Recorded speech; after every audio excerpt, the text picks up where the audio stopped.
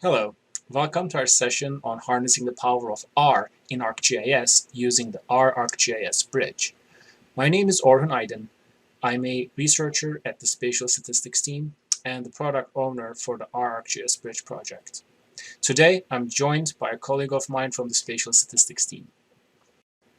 Here is a roadmap for today's session. We will first introduce R. Why is it useful? How does it compare to Python, another very popular programming language? And especially we will focus on how can you leverage R for spatial analysis? What are some spatial data science enablers in R that you can leverage in your GIS workflows? Next, we will talk about integrating R into ArcGIS. In particular, we will talk about ArcGIS Pro. We will talk about how to get set up with the ArcGIS Bridge. We will talk about how to work with vector data using the ArcGIS Bridge's package called ArcGIS Binding. We will also elaborate how this package can be used to work with raster data. After we introduce these foundational ideas in ArcGIS Bridge, we will introduce more sophisticated workflows and introduce some use patterns of the bridge, aka the R-ArcGIS Bridge. We will display how to use R notebooks alongside ArcGIS, how to leverage interactive mapping, and how to even leverage the ArcPython libraries that ship with ArcGIS Pro through use of the R-ArcGIS Bridge. For every functionality of ArcGIS Bridge that I've outlined here today, we will have a hands-on demo where we will show you how you can get up and running with ArcGIS Bridge for your spatial data science workflows. When we compare R and Python, two languages that are widely used in analysis and data science, you might be wondering what the differences and similarities are. First, I will talk about R. With R, we are really talking about niche data science. What do I mean by that? A variety of disciplines contribute analysis packages to R in the fields of, say, biostatistics, geostatistics, econometrics. These are useful packages, in Python terminology, libraries, for analysis. And R's power are these niche data science libraries. It contains a wide variety of packages. As of the end of 2020, there were more than 12,700 unique R packages that are being served by CREN. And this gives a wide variety of analysis options for you. And in addition, some of those options have quite strong spatial support. What I mean by that is if you're looking for methods that are inherently spatial, analysis methods, visualization methods, mapping methods, R has a lot of these methods already implemented. And when we look at Python, we are really looking at generic machine learning that can scale up quite easily. Especially for topics such as deep learning, we know that the latest deep learning research resides in Python. Python also has vast numbers of data representation. It's quite easy to work with multitudes of data sets in a performant manner in Python. However, this is a topic that R is improving as well. And we see more that Python is being used to build generic tools. You can build software with Python. Whereas with R, due to some of its performance bottlenecks and some memory bottlenecks, mostly due to its single-threaded nature, it's not necessarily used exclusively for generic tool building, but it's mostly used for analysis.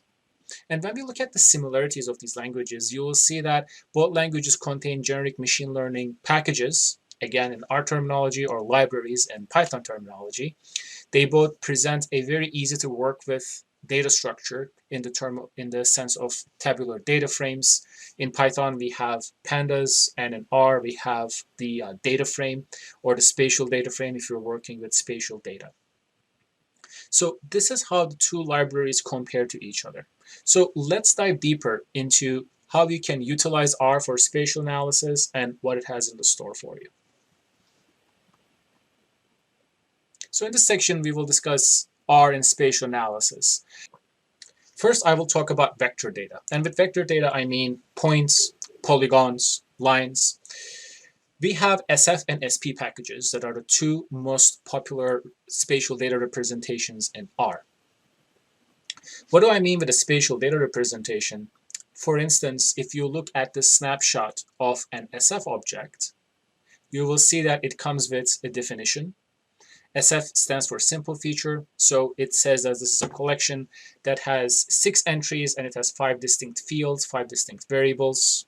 It defines the type of geometry that we're looking at in R, how the dimensions are stored, bounding box, basically the spatial extent, the xmin, ymin, xmax, ymax is defined. And as you see, this is a quite spatial way of representing data in R. The type of projection, this is quite important. And of course, after this definition of the data, we have the data table, where you will see some of your fields. And I want to focus on one particular field, which is quite important for spatial data representation in R, which is the geometry field. So this gives you an idea about the type of geometries that you're working with. Almost all of our geometries are polygons. One of them is a multi-polygon. You see their respective areas, and you see that every polygon has their vertices explicitly defined in these parentheses. So here the reason for the slide is show you how vector data is represented in R. And of course, SF and SP packages are not bound to geometries of type polygon. There are a wide variety of spatial data that you can represent. In R, these can be points, polygons, line strings, multi-points, multi-polygons, similar to the second row in the previous slides, multi-line strings, and geometry collections. Basically, anything that is supported by OGC standards can be represented in R using SF or SP when we're talking about vector data. Now let's quickly talk about how rasters are represented in R. The most popular package is aptly named. It's called the raster package. And when we're looking at raster data as an R data frame, we'll see that it'll be of class raster or raster brick. It has explicit dimensions. So in this case, this raster brick contains 1,000 rows, 1,000 columns, with a total of 1,000,000 cells, and it has 3 layers. In other words, it has 3 bands. The spatial resolutions of the pixels, basically the sizes of pixels in X and Y, are explicitly represented. The spatial extent of the raster is again explicitly represented. Its projection is stored in this data representation. This tells us where this data lives. This data lives in memory because this snapshot is from a raster object from an R variable. It defines the names of the different bands of this raster. This is an RGB raster from a satellite image. This is satellite imagery, so we have band 1, band 2, band 3 correspond to RGB values. And we also have statistics for these bands, such as their min values and max values. So this is how spatial data, vector data, and raster data in particular are represented in R. So how can we utilize this representation on some of the GIS data that we have? We do work with raster data and vector data in GIS, and we may want to be able to represent these data sources in R this way so that we can leverage spatial data science functions in R. And this brings the R-ArcGIS Bridge, the connection between ArcGIS and R. In a nutshell, what R-ArcGIS Bridge does is it allows this seamless connection between your ArcGIS and R. If you have feature classes, if you have rasters, line features that you're working with in your analysis in ArcGIS Pro, using R-ArcGIS Bridge, you can seamlessly bring these datasets into R as an R spatial R data frame. And you have just seen what spatial R data frames look like. And the power of this is once the data in ArcGIS is represented as a spatial data frame in R, you can leverage the power of the R ecosystem. You have more than 12,000 packages at your disposal. In addition to the analytical powers of ArcGIS Pro, you can leverage this to enrich your spatial analysis. And once the analysis is done in R and you would like to bring your data products into ArcGIS for further mapping, analysis, and visualization, you can again easily do that. because ArcGIS Bridge also gives you options to bring your R data frames, spatial R data frames, back into ArcGIS as feature classes and rasters and any other data type that you're working with in ArcGIS Pro. So the ArcGIS Bridge is really this seamless connection. This being said, there are different ways of using the ArcGIS Bridge. So let's talk about different ways you can leverage this offering. One use pattern is for an ArcGIS user who does some analysis in ArcGIS Pro. If there's an R function that they would like to leverage, they can use the ArcGIS Bridge to bring their data into R with an R script, do some analysis in R, and write their data back to ArcGIS. So this really combines these two personas. You might be an R user who does most of their analysis in R, and you may want to use ArcGIS for mapping, or you may just want to leverage the power of the entire ArcGIS suite. Again, you can use the ArcGIS Bridge to bring your spatial data sources from R into ArcGIS. Or you might be a developer who is supporting your organization with tools that are based off of R. So you can work with by creating what we call R script tools that are ArcGIS Pro tools that you can create that call an R script in the background. For example, say you would like to use the maxEnt function in R. One thing you can do is create your own R script in ArcGIS Pro, and from that R script tool, call the R script that runs maxEnt. So you will have this ArcGIS Pro tool that actually calls R to do analysis in R and seamlessly bring results back into ArcGIS Pro. We see this pattern developing among developers, especially ones who are supporting a large JS organization, so that by creating these R script tools, they can enable JS analysts who may not be knowledgeable in R to leverage the power of R for their analysis. And of course, in all of these use patterns, whether you're using R scripts or script tools, with our new developments, you can use R notebooks as well as yet another option, regardless of what type of operation that you would like to perform using the R-ArcGIS Bridge. You might have noticed that in this session, I've talked about R-ArcGIS Bridge and ArcGIS Binding. You might be wondering if these two are the same, how do they relate to each other? So let me talk about ArcGIS Binding.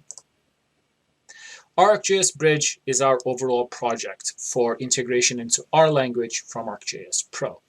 ArcGIS Binding is the R package that we develop to achieve that goal. ArcGIS Binding is yet another R package that is developed by the R-ArcGIS Bridge team that allows you to move data seamlessly in and out of ArcGIS Pro. It allows you to create R script tools that will work seamlessly in ArcGIS Pro as geoprocessing tools. And it gives you support for vector data, for raster data. It allows you to do on-the-fly projections, subsetting, and wrangling of your data. And it allows you to wrap R tools to create ArcGIS Pro functionality. So ArcGIS Binding is the R package that is created by the R-ArcGIS Bridge team. Unlike any other R package that is hosted by CRAN, which is the main organization in R, you cannot directly install ArcGIS Binding, and you may need to use ArcGIS Pro to get set up. There are different ways of getting set up with the R-ArcGIS Bridge. The easiest way to get set up with R-ArcGIS Bridge is the Geoprocessing tab. If you already have R installed on your machine, and if you have ArcGIS Pro on that machine, and you would like to utilize R and ArcGIS Pro alongside each other, then this is the perfect way to get set up. With the Geoprocessing tab, which is a UI item in ArcGIS Pro, you can directly install ArcGIS Binding to the version of R that you already have on your machine. After a couple of clicks, you'll be good to go. However, if you do not install R on your machine, and if you want to keep your R analysis separate from all the other work that you do on your machine, one thing you can consider is our Conda Package Manager. With the Conda Package Manager, you can first clone ArcGIS Pro Pi 3, which is a Conda environment that ArcGIS Pro ships with. And on top of that environment, you can install our own Conda environment for our ArcGIS Bridge. This gives you the power to install R onto that self-contained environment, set up the R bridge automatically, and also set R notebooks up for you to use. If you want to use R notebooks, this is the easiest way to get set up with R notebooks and R kernel and ArcGIS Binding and all the essential spatial R packages that I talked about, namely SF, SP, and Raster. After 3 clicks with Conda Package Manager, you will have a Conda environment that is dedicated for your R analysis that has all of these packages set up for you. With GitHub repository, you can download the zip file for ArcGIS Binding. And just like any other R package that have an experience for getting set up using a zip file, you can extract that zip file among other R packages. This is the easiest way to get set up if you're using ArcGIS Desktop. But if you're not using ArcGIS Desktop, this actually is one of the hardest ways to get set up because we have other options, the 2 other options to get set up with ArcGIS Pro. Having talked about how to get set up with ArcGIS Pro, I will pass the mic on to my colleague GA, who will show us how to get started with the R-ArcGIS Bridge and how to set ArcGIS Binding up. Thanks, Oren. So here I will quickly show you how you can install the R Bridge inside the ArcGIS Pro. I'm today using a Pro 2.7, but it will be very similar if you have any Pro version like 2.0 and beyond. I just go to Settings, and in the Options, I click the Geoprocessing tab here, and you can see in this R-ArcGIS Support part, it is loading to detect all the available R versions on your computer. So make sure you already have like R and Rstudio installed, and here I can see I have a lot of different R versions, like either R or Microsoft R can work. And today I'm just to choose the Microsoft R version, and it will have this warning to let you install that. You just click this drop down and click this install package from the internet, and it detect and tell me the latest version is 2.4. I just like to install it, and you see this window, and this is complete. You can see that the Arcgis Binding package is installed. You just click OK, and then it's already installed, and you open the Rstudio. So when you first time open it, will be like this. So make sure you are pointing to the correct version of R. So like in the Tools Global Options, in the general part, so mine is pointing to 4.0.3, which is my old version, and I want to change it to point to the Microsoft R I just use, and it tell me I need to quit and reopen Rstudio. I just click OK. I close it, and I search for Rstudio desktop and open it again. So now if I choose the global options to check it, it pointed to the correct Microsoft R version. So the first thing I want to make sure is that I already can use that one. So for make sure, I just type library Arcgis Binding, and it will show you the result here in the console. And it asks me to use this arc.check product to check if I have a valid version of Pro installed on my computer. I just hit it to run, and it will see I have Pro 2.7 and my R Bridge version is 2.4, and I'm ready to use it. Back to you, Oren. Let's talk about how to work with vector data in ArcGIS and how to bring it into R for analysis and vice versa. With ArcGIS Binding, we have strong vector support for points, lines, polygons, basically a wide variety of vector datasets that you utilize in ArcGIS. In addition to bringing these datasets into R, ArcGIS Binding provides functionality to convert these spatial datasets into spatial data representations in R, in particular with SP and SF formats. Remember that these are very frequently used R formats to represent spatial data in R, and we have support for converting any data type that you have in ArcGIS into these types as spatial R data frames. In addition to being able to bring a wide variety of vector data in and to convert them into frequently used spatial data structures in R, you can also customize data manipulations. You can use SQL queries to make selections, especially if you're working with a large data set. And if you just want a small section of your data, for example, a smaller extent, or not all of the variables, but few of the columns in your data set, or if you need to reproject this data set on the fly so that you don't have to do this hefty operation in R, you can do these custom data manipulations on the fly using ArcGIS Binding. ArcGIS Binding brings the power of the ArcGIS Pro platform to do such data manipulations at scale. So you can take your data from ArcGIS Pro seamlessly into R with the use of R-ArcGIS Bridge. In particular, two functions are key to enable such functionality. The first one is ArcOpen. ArcOpen creates a data definition. For instance, if you have a feature class called African buffalo living in this geodatabase, you can point ArcOpen to this data set, and ArcOpen will define a definition of this data. And once this definition is created, you can use the ArcSelect function to bring in the data that is defined by ArcOpen as an R data frame. In this two-line code that we're looking at here, R_data is a spatial R data frame that contains the data from the African buffalo feature class that lives in the geodatabase called data.gdb.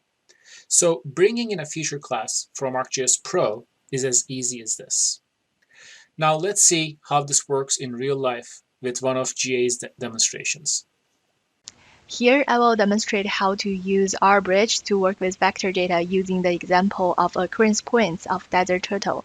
Basically, I will use R-Bridge to read in the points features from a local shapefile, and then use the SP-Thing library to create a subsite that can cover the entire study area, but the nearest neighbors will be at least 50 kilometers apart, and then export the new feature to a file geodatabase. Let's see how I can work it in a R notebook in Rstudio. To open a new R notebook, you just click here, R notebook, and you have a new one. To run a single chunk, you will hit Ctrl+Shift+Enter, and to create a new cell, you just go to an empty line and hit Ctrl+Alt+I. Okay, so I have created this new notebook. To run my notebook, the first thing will be load all the libraries I want to use, including the Arcgis Binding. Also, I set my work directory to the ArcGIS project I'm working with, where also the shapefile is saved at. I then use the arc.open and arc.select to read in the data to a R data frame, which I can use the add fields to check the available fields and their types. And I can check how the first few lines looks like.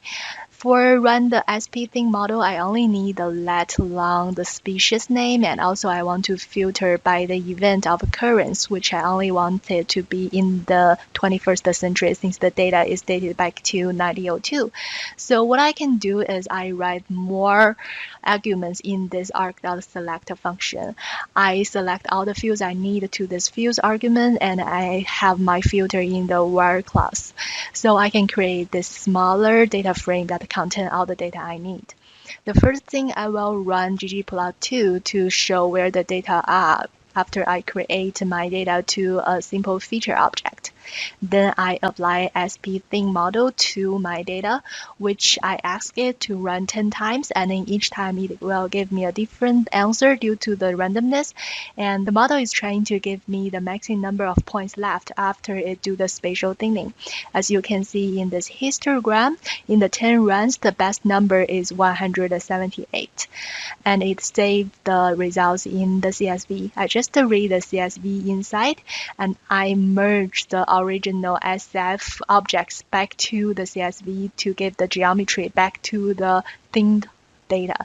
And I make a new dummy variable to contain the information and create a subset contain only the thin points. As you can see here in the map, the blue points are the ones that left after I do the spatial thinning. Then I create a new feature class by using the arc.write function. And then I can open Pro to do more analysis with the thin data. Back to you, Aaron.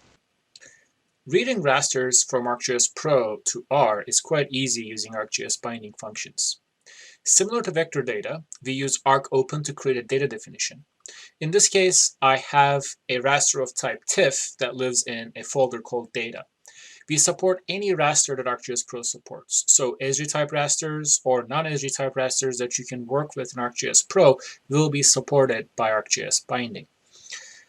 Once we create a data definition using ArcOpen that describes where this data lives, and the raster properties such as the number of rows, number of columns, number of bands, and the band statistics, we can read this data using the ArcRaster function.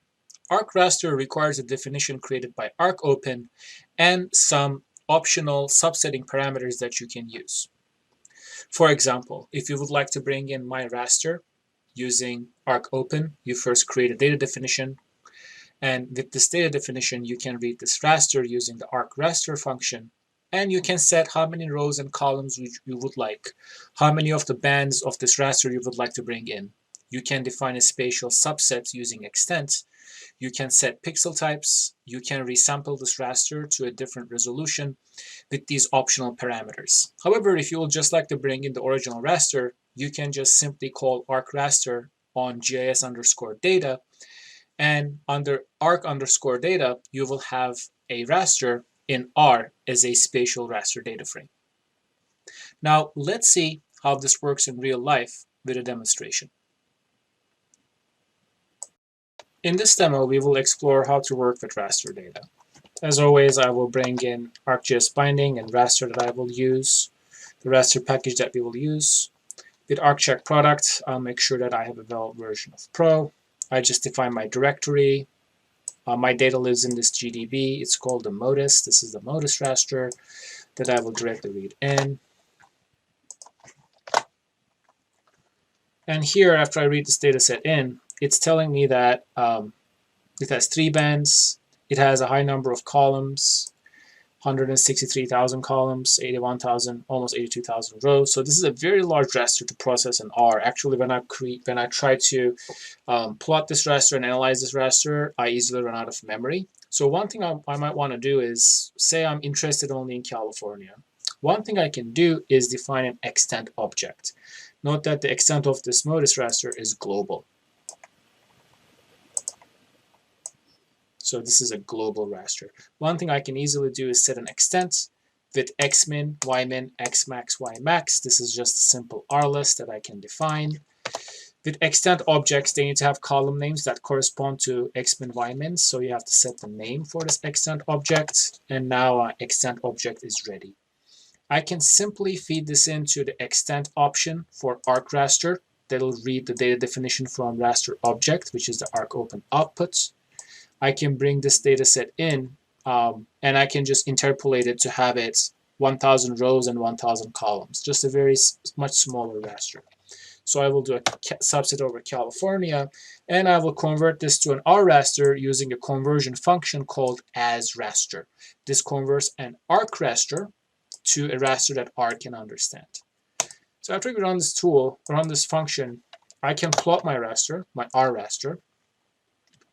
You will see that it has 3 bands, and these are the bands over California. Or you can use a function from the raster package that we've imported called plot_RGB that will combine these 3 bands into a final raster image, which is the original modus data set from January 2021 over California. So this way, we can bring rasters into ArcGIS seamlessly and effortlessly to do analysis on them. With the new enhancements to the R-ArcGIS Bridge, you can now work with remote data sources as well. So what does this mean? For example, say you're working with a feature service and you would like to consume this feature service into R to do some analysis, to create some data products. Now we can seamlessly read this feature service that lives on a server directly into R using ArcGIS Binding. Similarly, if you're working with remote rasters, such as image services, you can easily read these data sources directly to ArcOpen. This enables a wide variety of data sources that you can find on the cloud to the powerful analysis of R. In addition, if you're working with data that gets updated constantly, with this workflow, you can apply your R analysis and your ArcGIS analysis to these cloud data sources with ease using the ArcGIS Binding package. So, how does this experience work? This is actually quite seamless. All you have to do is, instead of using a local path to data in ArcOpen, just using the URL for a feature service or an image service. The experience is exactly the same. If you're working with feature services, you will use ArcSelect after this ArcOpen step, and if you're using rasters or image services, you will use ArcRaster after this ArcOpen step. The only difference here is, instead of using a local path, you will just use the full URL address to the REST API from which you're consuming the remote data. And this experience is made seamless with our new developments in R-ArcGIS Bridge. Of course, this brings up new use patterns for the bridge. A common use case for our bridge has been local data on their machines who would like to consume it, who would like to move it over to R to do some analysis and to write it back so that they can further their analysis in ArcGIS Pro. This is still a very common use case, and this is a use case that we fully support and we will have enhancements and new functionality for in the future.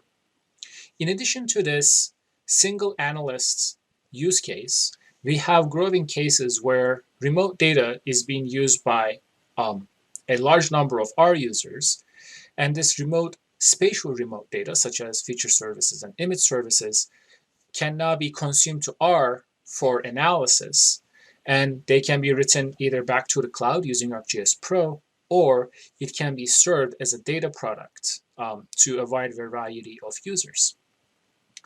And with these enhancements of working with remote data, these workflows, these patterns of working with R is opened up with ArcGIS Binding. And the experience is quite seamless, as I mentioned, using ArcOpen. And you might be wondering, what if my remote data is private? What if it's password protected in my enterprise server, for instance? If you already have an active portal in ArcGIS Pro, you really don't have to do anything. ArcGIS Binding will carry over your authentication information seamlessly to R so that you can reach remote data sources that you're working with. But say your data is in another portal that you have connected to from ArcGIS Pro previously, but it is not your active portal. With arc.check portal, which is a new function in ArcGIS Binding, you can list all the portals that are available to you. And these portals will be the ones that you've added to your ArcGIS Pro instance. And you can simply connect to any one of these non-active portals from R using yet another new ArcGIS Binding function called arc.portalConnect. You can just put the URL for the portal that you want to connect to and your username and your password. And after this function is run, you have authenticated this enterprise server that you have access to, and you can reach any data source that's in this enterprise server that you have originally have access to. And after this step, this authentication step with Arc Portal Connect, the experience is the same as before. You can use ArcOpen, and you can set the URL to the feature service or the image service that you would like to read, and you can bring this data seamlessly into R. Alright, let's move on to the next demo. So here I will show how you can use the R bridge to read in the remote feature service, like the COVID-19 data behind the GHU COVID-19 dashboard, and do some calculation inside R, which is calculate the moving average of the daily new cases and daily new deaths, and then export the new data as a new feature class in my local file geo database and do some charting in Pro. Okay, let's get started. So the data I'm gonna use today is the GHU Centers for Civic Impact COVID-19 county cases, which is daily updated. And I will check its metadata, which will open this web page. I will use a layer, which is a layer 0 inside this feature service, and this one, the table, which is layer 1, and this one contains all the time series data I need. Okay, let's just click it and copy this URL to get started. I paste it inside this arc.open function. You can see I just use exactly the same way to read in the data as the R data frame. So arc.open and arc.select. I can quickly make it run. So for the where class, I just narrow down my scope to California. And as you can see, I use the same way the add fields and add dataset underscore tab to check the type of feature service, which is just a table, and I can see all the available fields and its type inside my data frame. Okay, let's have a quick look at how the data looks like. So now I have the county, the state name, the FIPS, and the date. So you can see like each row is corresponding to a single date. And I have the total confirmed case, total death, and the county population and incidence rate, which is the confirmed divided by the population. And also I have the daily new cases. Okay, I also need to read in the polygon, the geometry. So I have one more extra criteria, which is I want to have a valid geometry. And for this one, I only need the FIPS fields. I don't need the others. I only need the FIPS field to join back to this one. And also I want to switch its spatial reference to the web marketer one. Okay, I can quickly write it as well. Also, you can see this one is layer 0 of that feature service, and that one is layer 1. That's the only difference in the URL. Okay, so I have this one ready as well. Then I can start with some data cleaning stuff. Just hit to run, and you can see I add a new date column in the structure, and you can see the range of the data is from 2020 January to 2021 February, and I can check what's contained in the county names. As you can see, there are two special ones out of CA and unassigned. Those ones don't correspond to any valid geometry, so I just remove them out from my original time series table. And here you can see it looks like this way, and then I will start calculating the moving average. The library I will leverage on will be the zoo library. So here I use the DPIOY-R framework, which is very simple to do the calculation. As you can see, the calculation is super fast. And behind the scene, what it did is to like arrange the original data frame by the county name, so from Z to A, and then group by the county name. So it will like filter to a subset of each county, and I call the rolling mean to give me like the 3-day, 5-day, and 7-day rolling average of the new cases. And then I can quickly check how the data looks like for the LA County. I just create a subsite which only contains the county name, date, new cases, and the moving average columns. And I want only show the last 7 rows, like for the most recent 7 days actually. So I can see here it will have some NAs because I don't have enough information for the calculation. And here is how that is calculated. So for this number, I use the day before it, the data of that date, and the data of the day following that date. This all the 3 days for calculation. So I can quickly check if I doing it correctly. And another example is this one. So this one is calculated using this 5 days data. Okay, so that is for the moving average of the daily new cases. I also want to do that for the daily new death. But actually inside data, I don't have that one. I don't have that column. I only have the total deaths. So the way I'm doing that is using very similar framework. But for the mutation part, I use this one. I calculate the new deaths based on the death and the death data of the date before that date doing the calculation. So I can quickly check how it looks like using San Bernardino as an example with only these 2 columns. As I can do a quick QA, is 0 is definitely the correct calculation, and 16 is also correct calculation. Okay. Then I can move on to use the same framework as calculating the moving average of daily new cases for the daily new death, and also using San Bernardino as the sanity check here. Okay, so as we can notice, I use different numbers, 3, 5, and 7, and the bigger the number is, I can get a more smoother line of the of the trend, but also I am losing more data as I'm showing like three NAs in the first 3 days and also the NAs for the last 3 days for the 7-day moving average. Okay, so to ensure I have no NAs in my final data frame, I just remove the first 3 days and the last 3 days. And now you can check the range of my new data frame. After doing the calculation, I just want to join geometry to this time series data frame. And as I have already shown in the previous demo, I need to convert the data frame to a SF object, which can keep the geometry before I do the merge. And then I just do the merge by the fifth column. And then I also need to do one more step to convert the date field when it's using the arc.write to Pro. Pro can also recognize the field as the datetime field. Okay, so the arc right here will take for a while. I have already have a output loaded to Pro and created some charts. As you can see, like this is the new cases, and here is the 3-day average looks like, 5-day and 7-day.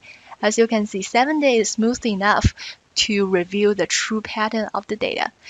And similarly for the new depth, this one is the raw data. And here is the 3-day average, 5-day, and 7-day.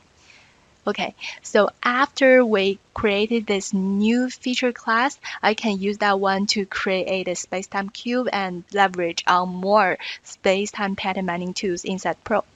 Okay, go back to you, Oren.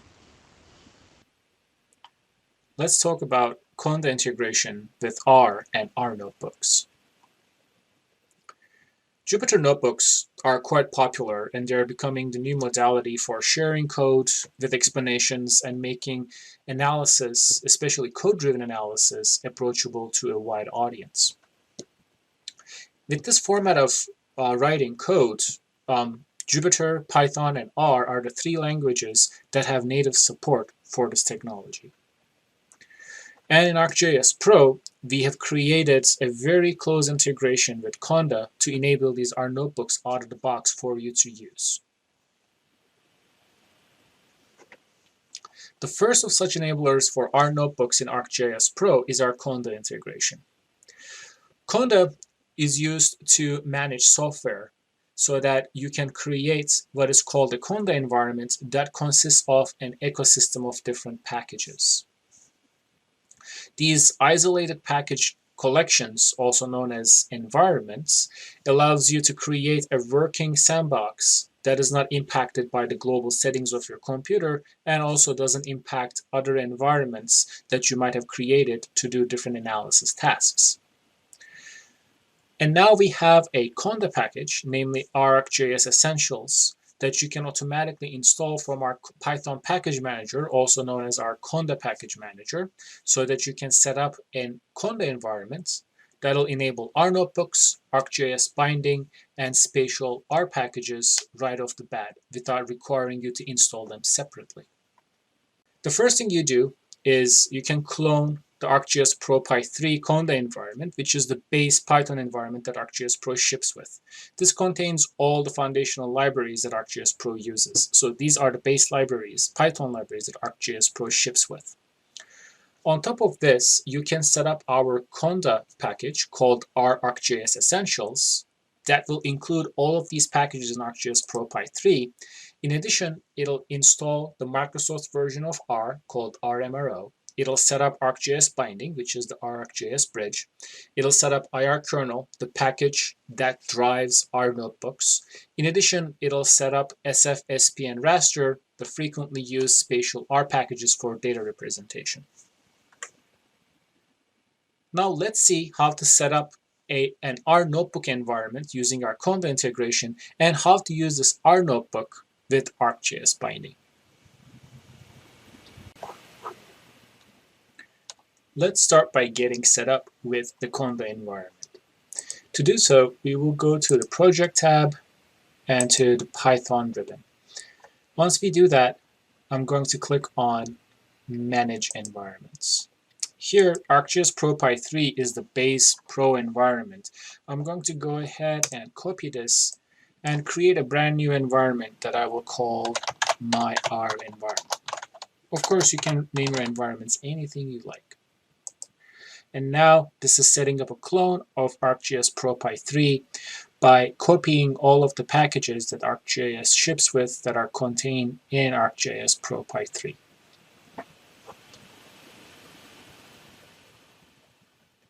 Now that the clone is complete, I can go ahead and activate this brand new environment I created. Note that ArcGIS Pro gives you a prompt to restart for changes to take place, so I will go ahead and restart my Pro. After the restart, if I would like to set up new packages on this clone of ArcGIS Pro Pi 3, the first thing that I advise you do is refresh all the packages. After the refreshing is complete and all the new package definitions are obtained, let's go to Add Packages and search for R-ArcGIS Essentials. And once we install this Conda package onto the brand new clone of ArcGIS Pro Pi 3 that we call myarvenv, we will be set to work with R-ArcGIS Bridge. Now that we are ready with our Conda environment, let's go ahead and launch Jupyter Notebook. To do so, we will launch the Python command prompt, which is just a console that allows me to interact with the new Jupyter environment we created. Note that the name of the active Conda environment is the environment that we cloned and installed ArcGIS Bridge into. To launch Jupyter Notebook, I will type Jupyter-notebook and run this function. If you're creating a notebook from scratch, you will want to go to the New button, click on the arrow, and for R, click on the R notebook. For this demo, I already have a notebook, so I will go ahead and launch it. This notebook is about exploring house prices in King County, Washington. We will read a feature service that contains house price data, and we will analyze and visualize this data. Lastly, we will run a kriging function on the price to create a continuous surface of house prices in King County, Washington by utilizing ArcPy, which is a Python library that ArcGIS Pro ships with. First, we will import all of the necessary libraries. Arcgis Binding is R-Bridge. We will use leaflets and Esri leaflets to interactive mapping. We will use the Raster package to wrangle raster data. And lastly, we will use Reticulate to bring in ArcPy Python library into this R instance. Next, we will connect to available license of ArcGIS Pro and activate ArcGIS Binding. So let's run this function. It found the version of the Pro, the type of license, and the version of R-Bridge. Next, I will bring in ArcPy into this R instance so that I can utilize geoprocessing tools from this R notebook. I'm going to go ahead and bring in the house price dataset that lives in this REST API. I will transfer this dataset into an SF dataset using ArcData to SF, which is a commonly used spatial R data representation, and just plot some of the columns I have in this remote dataset. So let's explore one of the new functionalities of ArcGIS Bridge, our direct integration with Esri leaflets, so that we can create interactive maps. In this code snippet, where I'll create a blank leaflet map, and then I add a background tile from Esri, and then I add house prices, and I create a pop-up message for every item in this map, and I'm going to add a legend for my house prices. So let's go ahead and run this cell and see the interactive map it creates. Once the cell is complete, it creates a legend for the house price quantiles as I designed it, and I can interact with this map. Next, I'm going to bring in a data source from another Esri database that is used by King County, Washington. So the GIS database of King County, they have polygons on school districts and census districts. So I'm going to go ahead and consume this data set, and I would like to add this to my current map using this add polygons function. And here, now I can visualize different counties and the associated house prices in those counties by adding yet another remote data layer to my analysis. This is great for exploratory analysis. Now let's do some geoprocessing. I would like to understand how house prices vary in areas where I may not have house prices. For this, I'm going to create a continuous surface using a geoprocessing tool in ArcGIS Pro called empirical Bayesian kriging. The first thing I will do is checking out the Geostatistics license. Remember that with Reticulate, we have imported the ArcPy library into this R instance, so I can use any ArcPy function, such as checkout extension, from this R notebook. I can set up environment variables, such as creating an empty file geodatabase to do my analysis in. I'm just going to call it Scratch. Next, I will call empirical Bayesian kriging from ArcPy. Again, I'm using a very similar signature to the Python signature. Now that this process is done, I'm going to read it into R directly, this in-memory price raster I just created. Again, I can create a static raster plot using my plot package.